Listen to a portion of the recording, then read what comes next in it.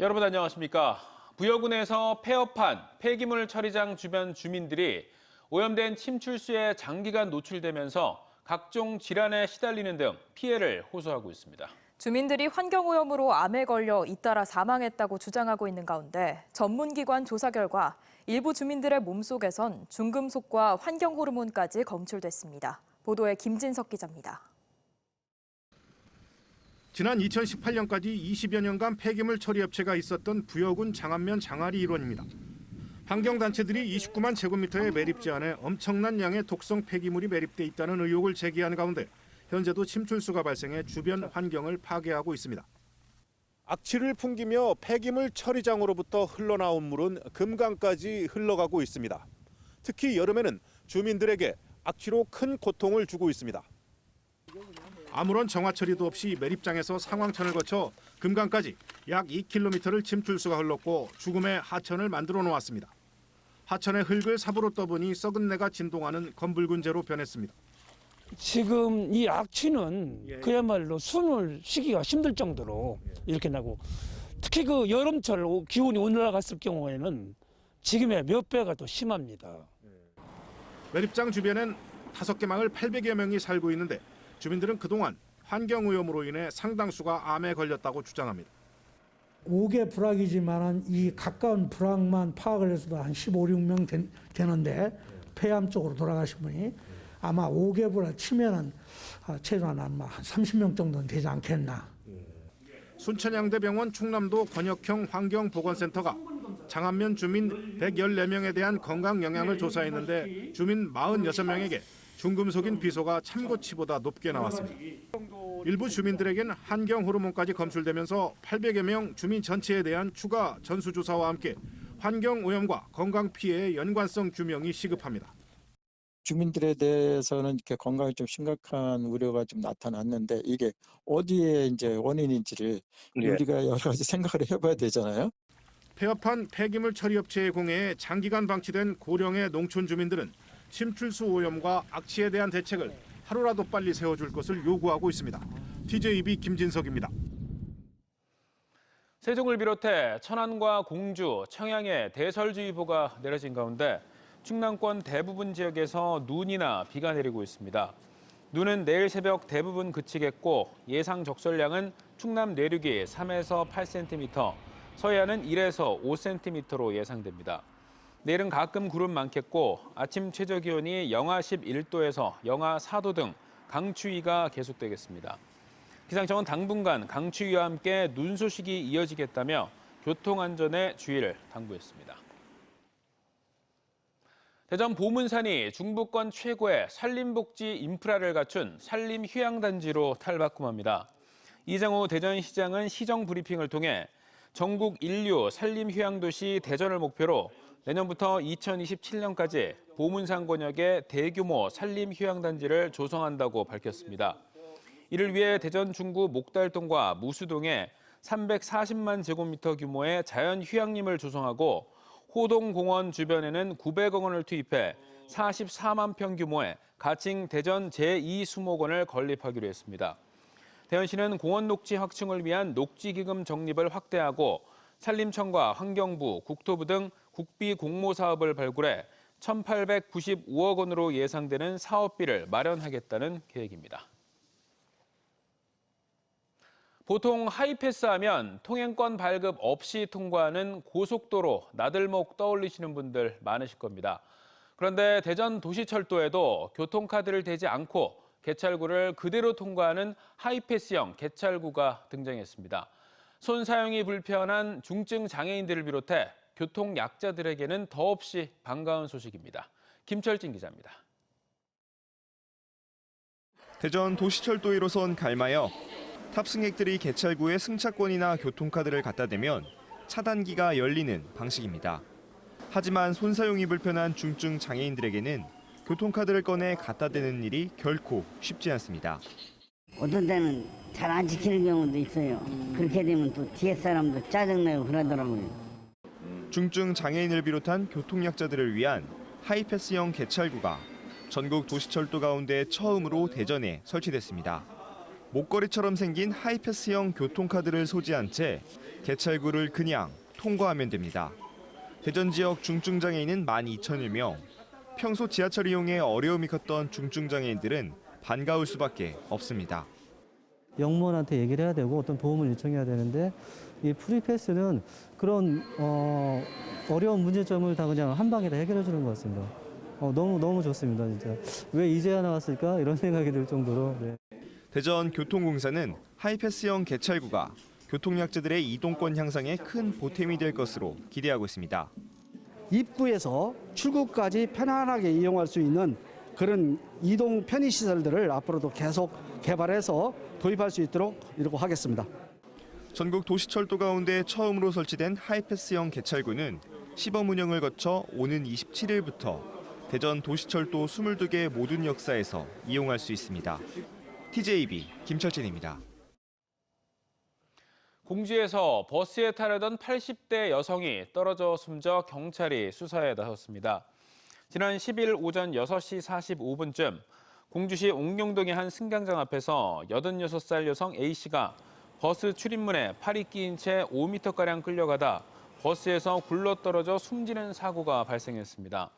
공주경찰서는 버스기사 49살 B씨가 A씨를 보지 못하고 출입문을 닫은 채 출발하다 사고가 난 것으로 보고 B씨를 과실치사 등의 혐의로 불구속 입건해 조사하고 있습니다.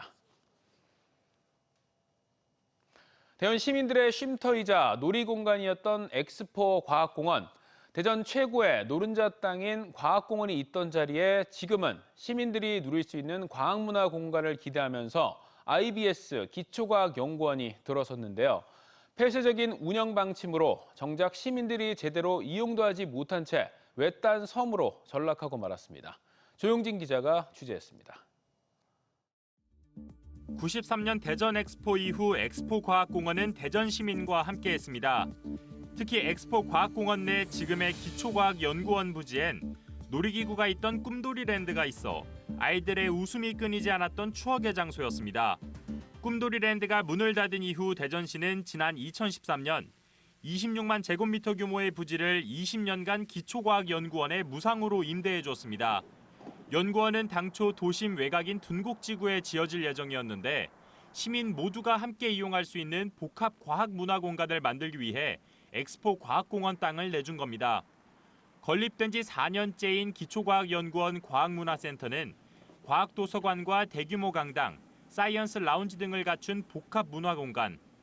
하지만 시민들과는 거리가 먼 외딴 섬이 돼버렸습니다. 연구원 내부엔 풋살장과 농구장 등 다양한 시설들이 있지만 외부엔 개방되지 않았고 연구시설 보안 등을 이유로 내부 주차장도 이용이 불가능해 접근이 어렵기 때문입니다. 또 연구원 운영 시간에 맞춰 평일 위주로 문을 열어 주말엔 가족들이 찾아오기 힘듭니다. 전시관과 회의실, 강당 등이 들어선 3층짜리 문화센터 중 주말에 문을 여는 건 1층에 있는 과학도서관이 유일한데 그마저도 토요일 오후 5시까지만 운영하고 일요일과 기관 휴일 등에도 모두 문을 닫아 적극적인 이용이 어려울 수밖에 없습니다. 지역사회와 연계된 프로그램도 부족합니다. 독서 프로그램만 올해 하반기부터 매달 하나씩 운영됐을 뿐 과학 강연은 2019년이 마지막, 전시회도 지난해 3월 이후 진행되지 않았습니다. 상황이 이렇다 보니 도서관 이용자는 하루 평균 20명 남짓입니다.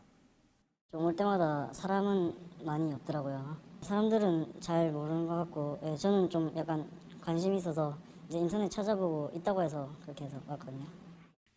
연구원이 자리 잡은 부지는 대전의 명물이 된 엑스포타워와 백화점, 각종 국내외 행사가 열리는 대전 컨벤션 센터 등 유동인구가 몰리는 이른바 노른자 땅입니다.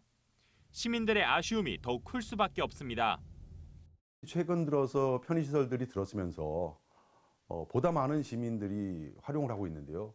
각종 프로그램의 개발이나 어떤 홍보 이런 것들을 통해서 보다 많은 시민들이 사용할 수 있도록 하는 것이 매우 중요하다고 생각됩니다. 연구원 측은 시설의 보안 문제와 관리 인력 부족 때문이라며 당장 추가 개방은 어렵다는 입장을 되풀이하고 있습니다. 다만 시민들의 의견을 반영해 다양한 프로그램을 마련하겠다고 밝혔습니다. 시민들이 와서 이제 과학 교양과 관련된 여러 가지 콘텐츠를 접할 수 있도록 노력을 하고 있고 시민들이 요청이 있으면 귀담아 듣고 거기에 좀 부응할 수 있도록 노력하겠습니다. 시민들은 기초과학연구원이 연구와 실험 활동에 지장을 받지 않는 범위에서 주차장 개방 등 조금 더 시민들에게 다가오길 원하는 상황. 기초과학연구원이 추억이 담긴 공원 부지를 내준 시민들을 위한 과학 문화의 중심지가 되길 바라는 목소리가 커지고 있습니다. TJB 조형준입니다. 우리나라 최초의 달 궤도선 다누리가 임무 궤도인 달 상공 100km에 안착하기 위해 달 중력장에 들어섭니다. 과학기술정보통신부와 항공우주연구원은 17일 오전 2시 45분 1차 임무 궤도 진입기동을 실시한다고 밝혔습니다. 1차 진입기동은 13분 동안 추력기를 가동해 다누리의 속도를 시속 약 8,000km에서 7,500km까지 줄이게 되며 이는 총알과 같은 속도로 이동 중인 달 궤도에 총알보다 빠르게 움직여 다누리를 진입시키는 고난도 작업입니다. 세계적인 K-팝 그룹 BTS의 멤버 지민과 슈가가 출연한 대전시 홍보 영상이 유튜브 조회수 1억 회를 돌파했습니다. 대전관광공사에 따르면 지난해 10월 20일 한국관광공사가 공개한 필더리듬 코리아 대전편, 일명 대전 로큰롤의 유튜브 조회수가 1억 50만 회로 집계됐습니다.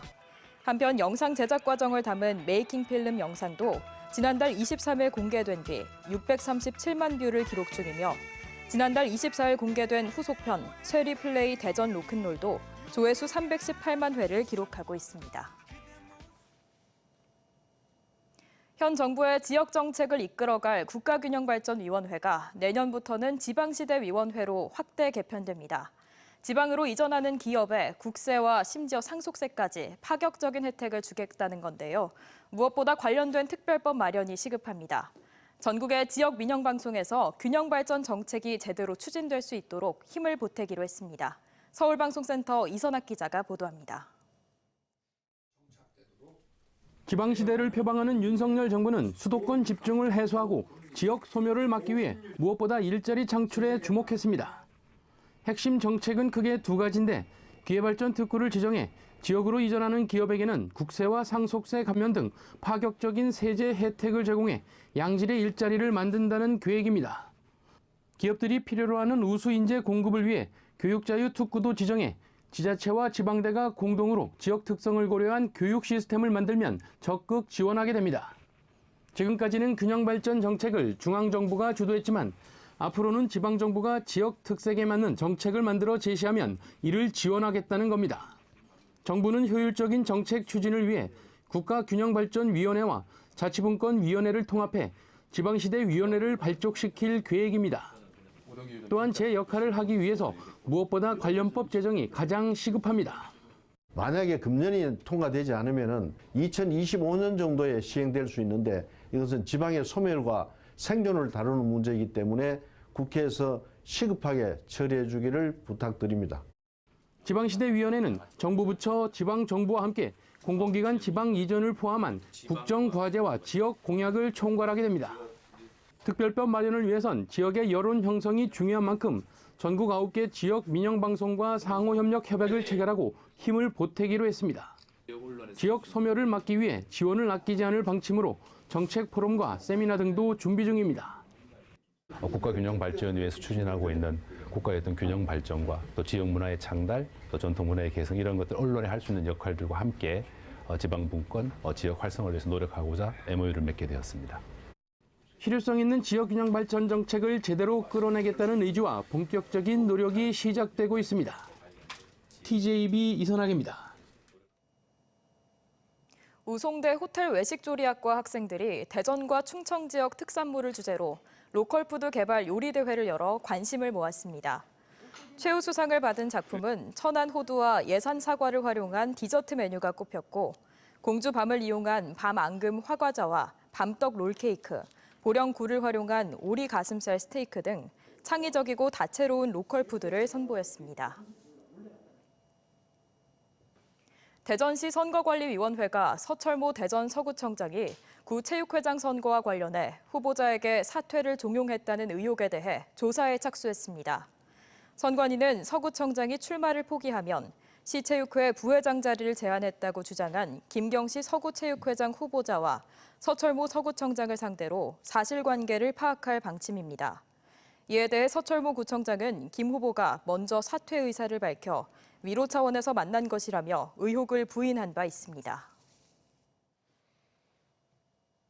이태원 참사 49제를 하루 앞두고 지역에서도 희생자 합동분향소가 대전 갤러리아 백화점 맞은편에 마련됐습니다. 합동분향소는 이태원 참사 대전 대책회의가 유가족 협의회와 함께 마련해 지역 희생자 6명을 비롯해 유가족들의 동의를 얻은 희생자 76명의 영정과 위패가 놓여졌고 희생자들을 추모하는 시민들의 발걸음이 이어졌습니다. 이태원 참사 당시 최초 신고 전화가 접수됐던 저녁 6시 34분부터 분향소에선 유가족들이 참석한 합동 참배식과 촛불 추모 집회가 열렸고 참사 49일째인 내일 저녁 8시까지 시민들의 추모를 받을 예정입니다. 정례회 기간 중 카타르 월드컵을 보러 출국한 민주당 최규 서구 의원에게 출석 정지 20일 징계가 내려진 것을 두고 솜방망이 징계라는 목소리가 커지고 있습니다. 내일 열리는 서구의회 본회의에서 징계가 최종 확정될 것으로 예상되지만 내년 2월까지 회기가 열리지 않아 출석 정지 20일 징계가 사실상 징계 의미가 전혀 없다는 지적입니다. 국민의힘 대전시당은 카타르 대사 초청을 받았다는 최 의원이 초청을 입증할 자료를 공개하지 않는 상황에서 솜방망이 징계가 내려질 예정이라며 공식 초청 여부부터 다시 따져 원점에서 징계 문제를 재논의해야 한다고 지적했습니다. 지난 대선 당시 민주당 이재명 후보를 위해 불법 선거운동을 한 혐의로 기소된 아태평화교류협회 간부에 대해 사조직 설치 혐의가 추가됐습니다. 대연지법에서 열린 아태협 분과위원장 A씨에 대한 공판 준비 절차에서 법원은 사조직 설립, 설치에 의한 공직선거법 위반을 예비적 공소사실로 추가하는 검찰의 공소장 변경 신청을 허가했습니다. 대전과 충남 지역을 기반으로 활동한 A씨는 지난 대선 당시 불법으로 포럼 등 단체를 만들어 선거운동을 한 혐의로 지난 9월 기소됐습니다. 지난 6월 한국형 발사체 누리호를 성공적으로 쏘아올린 항공우주연구원이 차세대 발사체 사업단을 관할하는 발사체 연구소를 신설하고 최완석 부원장을 연구소 소장에 임명했습니다. 이번 개편에 따라 누리호 개발 임무를 마무리한 한국형 발사체 사업본부는 내년 6월 이후 해체됩니다. 이와 관련해 고정환 한국형 발사체 개발사업본부장은 조직 개편에 항의하는 뜻으로 과기부에 보직 사퇴서를 내고 기존 연구개발 조직을 사실상 해체한 체계로는 누리호 3차 발사와 산업체 기술 이전 등 산적한 임무를 성공적으로 완수하는 게 불가능하다고 주장했습니다. 오늘 오전 7시 반쯤 부여군 부여읍의 한 돈사에서 불이 나 돈사 한계동 732제곱미터가 불에 타고 돼지 880여 마리가 폐사한 뒤 1시간 30여 분 만에 꺼졌습니다. 소방당국은 천장 쪽에 있는 환풍기 쪽에서 전기적 요인으로 인해 불이 난 것으로 보고 정확한 화재 원인을 조사하고 있습니다. 대전과 세종에서 차량 화재가 잇따랐습니다. 어제 오후 1시 54분쯤 대전 유성구 구성동에 주차된 한 차량에서 차량 배터리 접촉 불량으로 추정되는 화재가 발생했습니다. 이 불로 인명피해는 없었지만 차량 한 대가 전부 불에 타 소방서 추산 660만 원의 재산 피해가 났습니다.